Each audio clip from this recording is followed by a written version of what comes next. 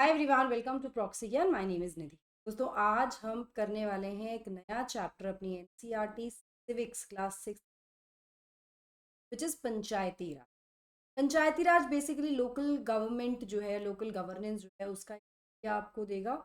इसके बाद rural administration, urban administration and livelihood वाले चैप्टर्स हैं which you can just read from the book, जो हम यहाँ पर नहीं करेंगे। ऑलराइट, तो बेसिकली एक आइडिया आपको पंचायत का लग जाएगा फ्रॉम दिस चैप्टर। इसके बारे में आज हम बात करेंगे। Before we begin, this is a small introduction that you can see about me. You can follow me on this Telegram channel, also on this Instagram account, जहाँ से आप मुझसे कनेक्ट कर सकते हो अपनी किसी भी डाउट क्वेरीज के लिए। आप मुझे मैसेजेस भेज सकते हो क्वेरी के लिए, कुछ पूछना चाहते हैं तो इस संबंध में, ठीक है। तो this channel and this account is basically to connect with me through social media. Proxy ज्ञान आपके लिए लेकर आया है जीत निश्चय बैच। ये बैच होगा केवल 50 बच्चों का। इसमें हम आपको पहले भी बता चुके हैं कि केवल 50 बच्चे होंगे। वैल्यू ऑफरिंग्स की अगर मैं बात करूं तो आपको लाइव रिकॉर्डेड क्लासेस मिल रही हैं, वन ऑन वन मेंटोरशिप, बहुत बहुत इंपॉर्टेंट है ये। इंडस्ट्री एक्सपर्ट्स के साथ आपको यहाँ सेशन मिल रहे हैं। आंसर राइटिंग एवेल्युएशन आपको यहाँ मिलेगा। एमसीक्यूज आप कर सकते हो हमारे साथ। हैंड रिटन नोट्स आपको प्रोवाइड किए जाएंगे क्लास के बाद।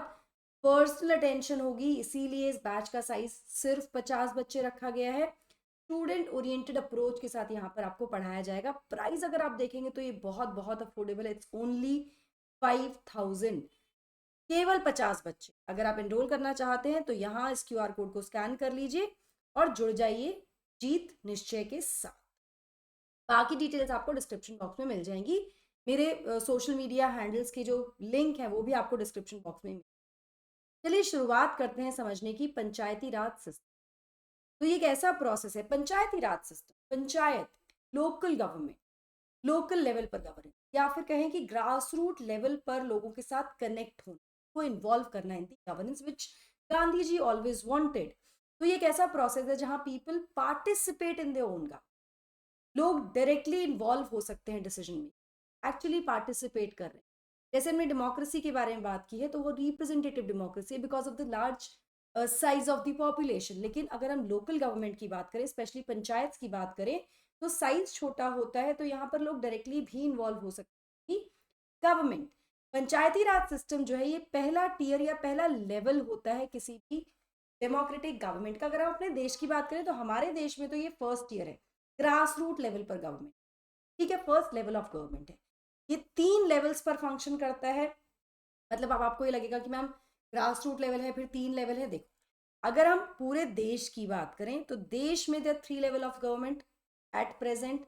जब हम आज़ाद हुए थे, हमारा संविधान लिखा गया था, उस समय 2 लेवल थे, विच वर नेशनल सेंटर पर और दी state level.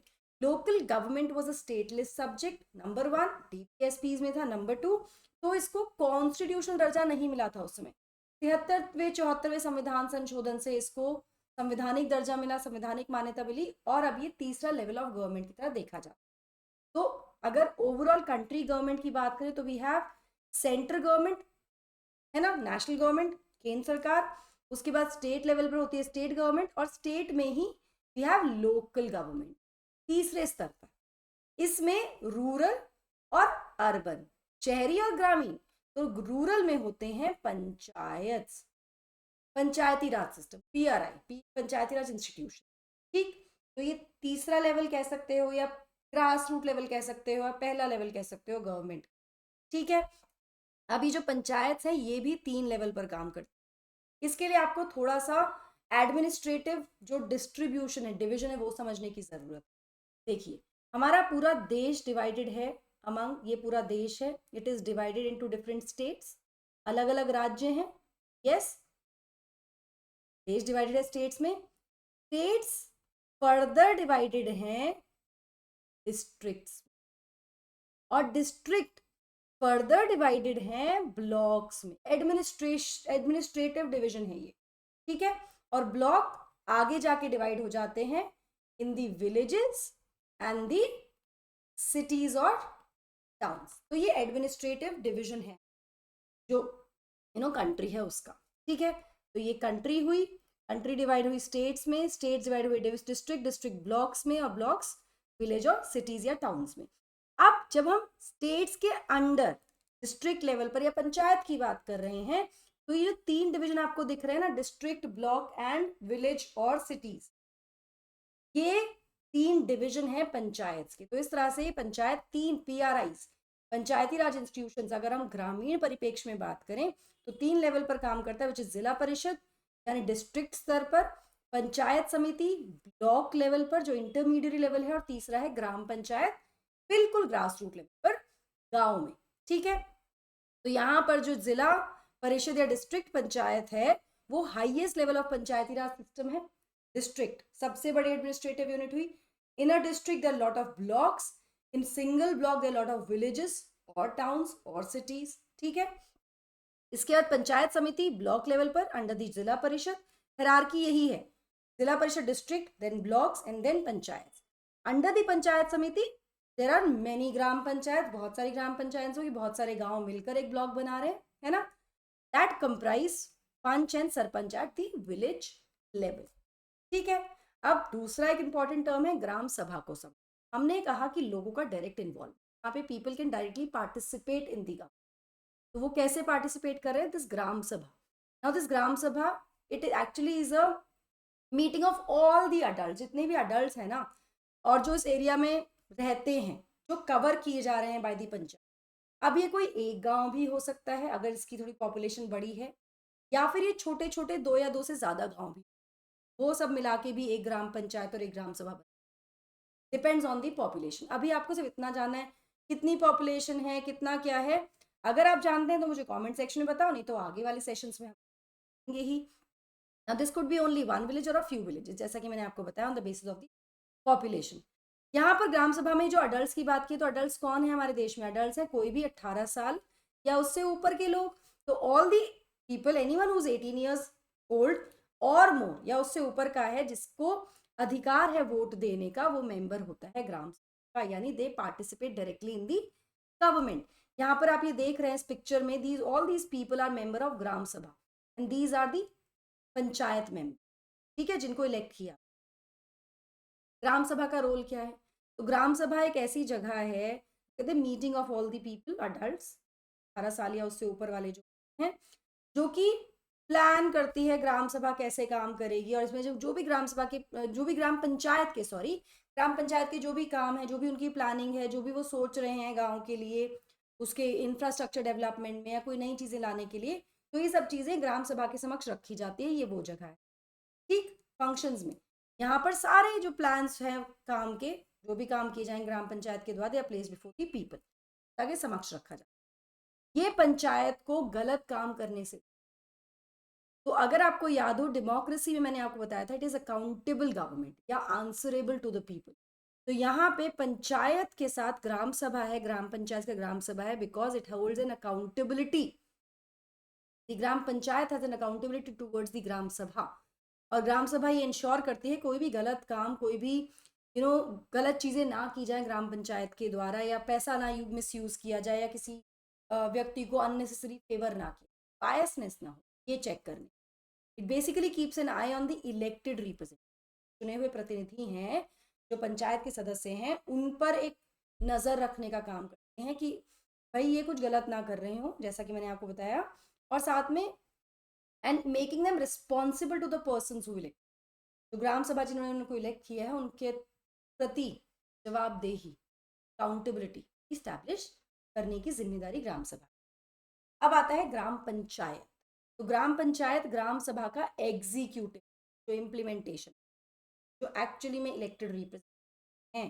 Gram sabha is all the people who have elected gram panchayat. ठीक है, gram panchayat is the executive wing of.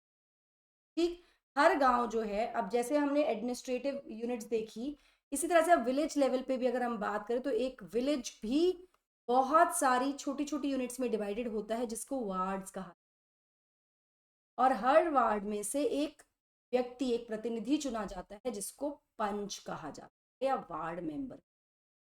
ठीक है, ग्रामीण स्तर पर है, ऐसे ही शहरों में भी होता है। ठीक है, पार्षद जो होते हैं, जो मेंबर्स हैं ग्राम सभा के, वो सरपंच को भी चुनते हैं, जो कि पंचायत का प्रेसिडेंट होता है, अध्यक्ष होता है। वार्ड पंच या सरपंच, ये दोनों मिलाकर जो भी, अब ये अलग अलग वार्ड हैं, लेट्स से इस गांव में 15 वार्ड हैं, है ना, तो ये 15 वार्ड मेंबर्स या पंच और एक सरपंच, ये सब मिलाकर बनाएंगे ग्राम पंचायत। ग्राम पंचायत का चुनाव जो है होता है, या ग्राम पंचायत जो चुनी जाती है वो 5 साल के लिए चुनी, टर्म कितना हुआ, 5 ईयर्स।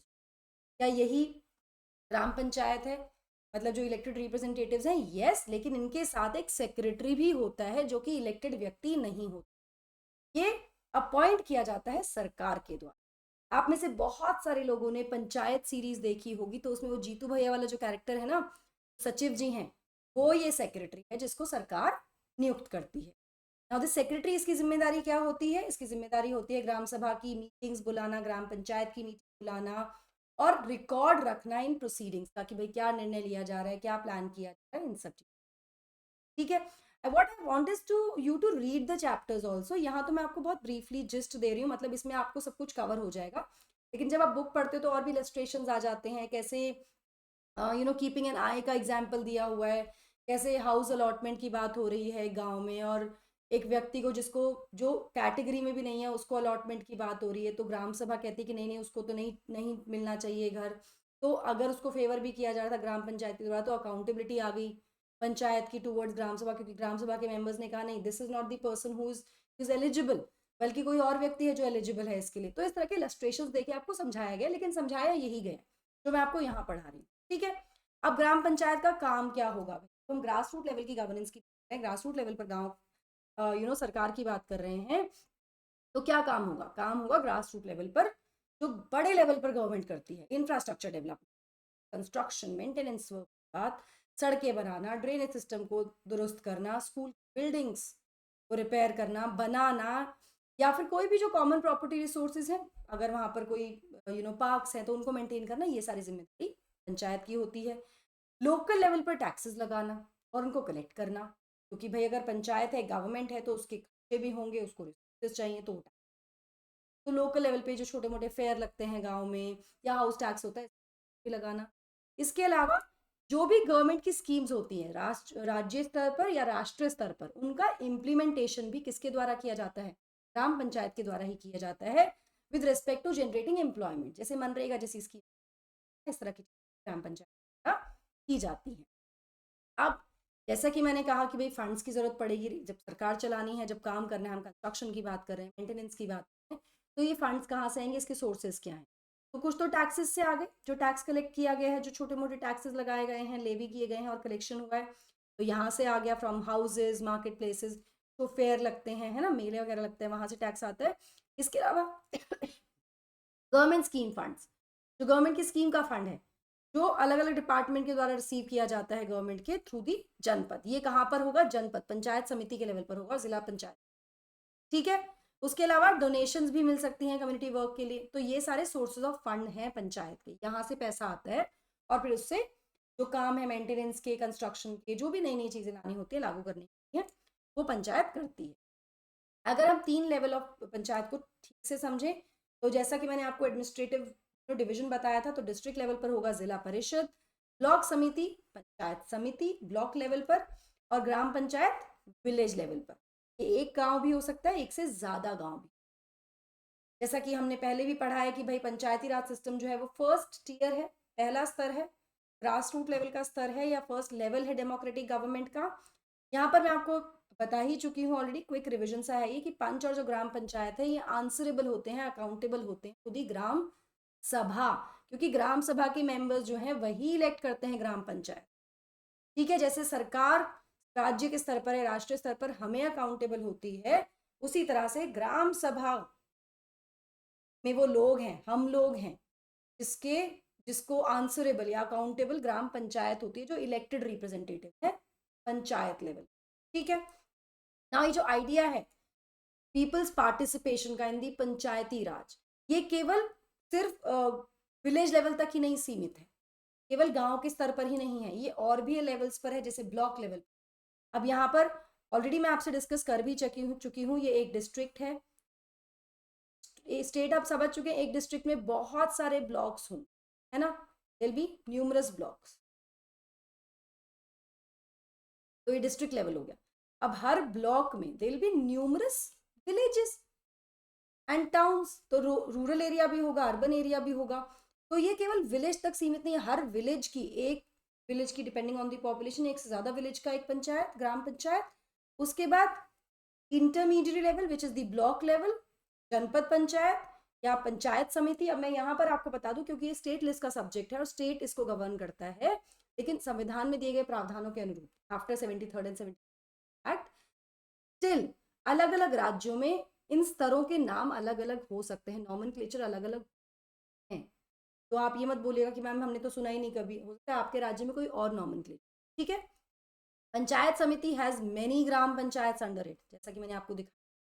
इसके बाद आता है आपका ग्राम पंचायत समिति के ऊपर आता है डिस्ट्रिक्ट पंचायत या जिला परिषद, डिस्ट्रिक्ट लेवल पर। और जिला परिषद एक्चुअली जिला परिषद की जिम्मेदारी है, जो भी डेवलपमेंटल प्लान्स हैं वो डिस्ट्रिक्ट लेवल पर बनते हैं और उसके बाद उसको इम्प्लीमेंटेशन के लिए पिछले स्तरों पर भेजा जाता है। तो this is how it works. Alright, now it works with in the guidelines after 73rd 74th amendment act. देखिए मैं आपको एक बात बता दूं, आपको लग भी रहा होगा कि मैम तो बहुत ही बेसिक है, सिंपल है, बिकॉज आप क्लास 6th की एनसीईआरटी, जैसे जैसे हम लेवल अप करते जाएंगे, जैसे जैसे हम 7th 8th 9th 10th की एनसीईआरटी, वैसे वैसे यहाँ पर आपकी जो अंडरस्टैंडिंग है, कॉन्सेप्ट है, वो और ज़्यादा डिटेल में होता जाए। But because we are doing class wise, तो हम उसी के लेवल पर पढ़ेंगे। पहले छठी क्लास का समझ लेंगे, थोड़ा बेसिक अंडरस्टैंडिंग हो गई, 7th में थोड़ा और बेहतर अंडरस्टैंडिंग होगी, एंड सो। ठीक है।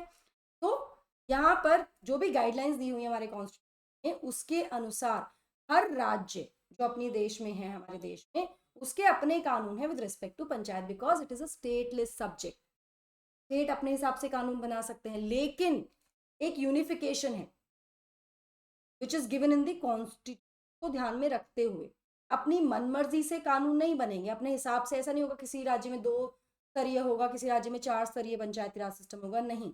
3 स्तरीय की बात की गई है, 3 टियर लेवल की बात की गई, 3 टियर लेवल ही होगा। बाकी जो प्रोविजंस दिए गए, जैसे कुछ राज्यों में जहाँ पर पॉपुलेशन बहुत कम है, वहाँ पर इंटरमीडिएट लेवल की जरूरत नहीं होती, एडमिनिस्ट्रेटिव डिवीजन है ना, तो वहाँ पर ब्लॉक लेवल नहीं चाहिए, वहाँ पर सिर्फ डिस्ट्रिक्ट लेवल होगा और विलेज या अर्बन लेवल होगा, है ना। तो वो भी कॉन्स्टिट्यूशन के प्रोविजंस के अकॉर्डिंग, लेकिन नॉमेनक्लेचर या रिसोर्सेज या फंडिंग, इस सब के बारे में या छोटे मोटे जो कानून है वो स्टेट्स अपने हिसाब से बना देते हैं, लेकिन अकॉर्डिंग टू द गाइडलाइंस या with in the guidelines which constitution. ठीक है। अब उद्देश्य क्या है? उद्देश्य सिंपल है, ग्राम पंचायत का या फिर ग्रास रूट लेवल गवर्नमेंट का या लोकल गवर्नमेंट का is basically that more and more space is given to the people and more people participate. People's participation, remember democracy के elements में people's participation, जनता ज्यादा से ज्यादा पार्टिसिपेट करे इन दी गवर्नमेंट एंड अपनी आवाज रखे, अपनी बात रखे। ये इसका पर्पस है, ये इसका इंटेंट। इसीलिए गांधी जी के प्रिंसिपल या गांधीयन प्रिंसिपल में इसको डीपी, इसके बाद इसको एक्चुअली में it came into effect bye 73rd 74th amendment act, इसको कॉन्स्टिट्यूशनल दर्जा दे दिया गया, संवैधानिक दर्जा दे दिया। गांधी जी भी यही चाहते थे कि हर व्यक्ति देश का पार्टिसिपेट करेगा, और वो पॉसिबल कब होता है? जब लोकल लेवल पे गवर्नमेंट को रिकॉग्नाइज किया जाए। अब ऐसा नहीं है कि 73rd 74th अमेंडमेंट एक्ट से पहले लोकल गवर्नमेंट नहीं एग्जिस्ट, ये ब्रिटिश एरा से एग्जिस्ट करती है, लेकिन बहुत वेरिएशन था, एक यूनिफॉर्मिटी नहीं थी। यूनिफॉर्मिटी लाने के लिए इसको संवैधानिक दर्जा देना अनिवार्य। ठीक है, चलिए, this was about the Panchayati raj system. Quickly मैं आपको बता दूं कि हमारा बैच 9 अक्टूबर से शुरू हो रहा है दोस्तों, यानी कि मंडे से। सारी डिटेल्स आपको कल शाम तक टेलीग्राम चैनल पर मिल जाएंगी, हमारे डिटेल्स डिस्क्रिप्शन बॉक्स में दी गई हैं। अगर आप डेमो में एनरोल करना चाहते हैं तो इस QR कोड को स्कैन कर लीजिए, 7 दिन का या 1 वीक का पूरा डेमो आपको मिल जाएगा। गो एनरोल नाउ, ताकि आप इस बैच में हमारे साथ जुड़ सकें और फायदा उठा सकें इस अफोर्डेबल बैच का। I hope you will connect with us very soon. That will be all from my side. I hope you like the session. Don't forget to like, share and subscribe to the channel, and also hit the bell icon so that you get notifications about the latest. Thank you so much. God bless.